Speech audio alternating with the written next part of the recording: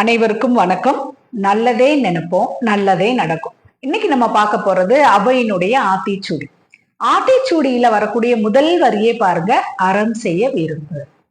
அறம் அப்படிங்கிறது என்ன அப்படின்னு பாத்தீங்கன்னா, நம்மளுடைய எண்ணம், சொல், செயலால் செய்யறது தாங்க அறம்.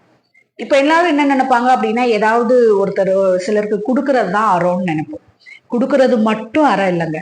நல்லதை நினைக்கிறது, நல்லதை சொல்றது, நல்லதை செய்யறது, இது எல்லாமே அறம் தான். இப்ப நம்ம கிட்ட நிறைய இருக்குன்னு வைங்களேன், என்ன பண்ணுவோம் அப்படின்னா அள்ளி அள்ளி கொடுக்கலாம். இல்ல கொஞ்சமா இருந்துச்சுன்னா கொஞ்சம் கிள்ளி கிள்ளி கூட கொடுக்கலாம். எதுவுமே இல்லைன்னா அந்த நேரத்துல நம்ம அறம் செய்ய முடியுமா அப்படின்னா அப்பயும் நம்ம அறம் செய்ய முடியும். எப்படி அப்படின்னு பாத்தீங்கன்னா, இனிமையான சொற்கள் மூலியமாக, அந்த வாய் சொல்லு இருக்கு பாருங்க, அதனால கூட நம்ம அறம் செய்ய முடியும். ஒரு கஷ்டமான ஒரு சூழல்ல இருக்கிறாங்கன்னு வைங்களேன், ஏதோ ஒரு இக்கட்டான ஒரு சூழல், அவங்க கிட்ட நம்ம கிட்ட எதுவுமே கொடுக்கறதுக்கு எதுவுமே இல்லை அப்படின்னாலும் கூட அவங்கள போய் அந்த தோல்ல தட்டி கொடுத்து ஒரு ஆறுதலான வார்த்தை, ஒரு நம்பிக்கை கொடுங்களே, அந்த நேரத்துல அதுதான் அறம். அப்போ இந்த அறத்தை பொருள் இருப்பவர்கள் மட்டும் செய்வதல்ல அறம். பொருள் இல்லாத ஏழைகள் கூட தங்களுடைய மனம், மொழி, மெய்களால் அற செயல்களை செய்ய முடியும். அப்படிப்பட்ட அந்த அறத்தை எப்படி செய்யணுமாமா? விரும்பி செய்யணும்.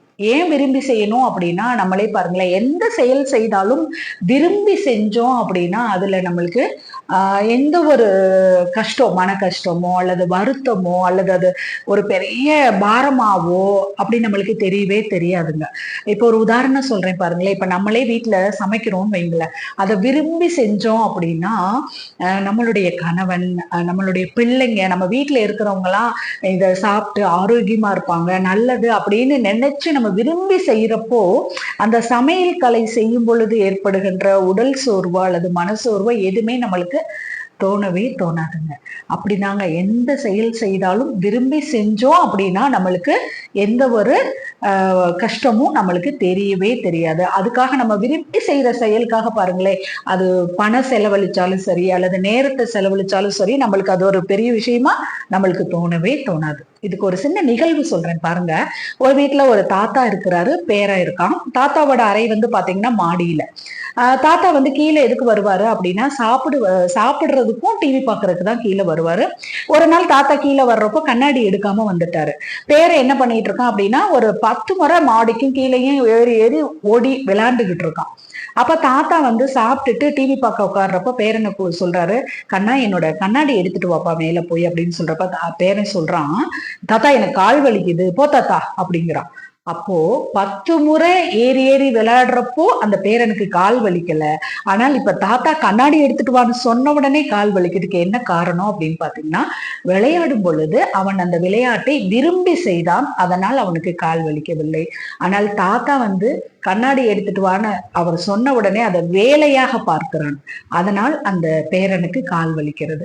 அதாங்க, நம்மளும் எந்த செயல் செய்தாலும் விரும்பி செஞ்சோம் அப்படின்னா நம்மளுக்கும் கஷ்டமா இருக்காதுங்க.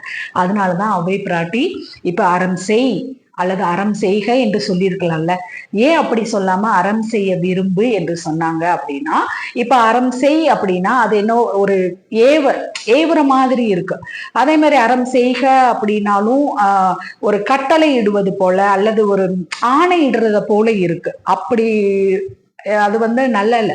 அறம் செய்ய விரும்பு அப்படிங்கிறது அந்த செய்யறவங்க கையில அந்த அந்த இதை விட்டுற மாதிரி, நீ முடிவு எடுத்துக்கோ அப்படின்ற மாதிரி.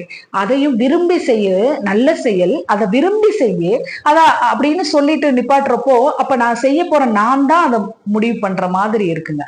அதனால நம்ம இந்த அறம் செய்யற விஷயங்களை, அற செயல்களை விரும்பி செஞ்சோம் அப்படின்னா ரொம்ப மகிழ்ச்சியா செய்வோம். நம்ம எந்த செயலும் விரும்பி செய்யறத மகிழ்ச்சியா செய்வோம். அப்படி மகிழ்ச்சியா செய்யறதோடு மட்டுமல்ல, மீண்டும் மீண்டும் தேடி தேடி போய் நம்ம அரசியல்களை எப்பெல்லாம் வாய்ப்பு இருக்கோ அப்பெல்லாம் செய்வோம். அதனாலதான் அவை பிராட்டி அறம் செய்ய விரும்பு என்று சொல்லியிருக்கிறார்கள்.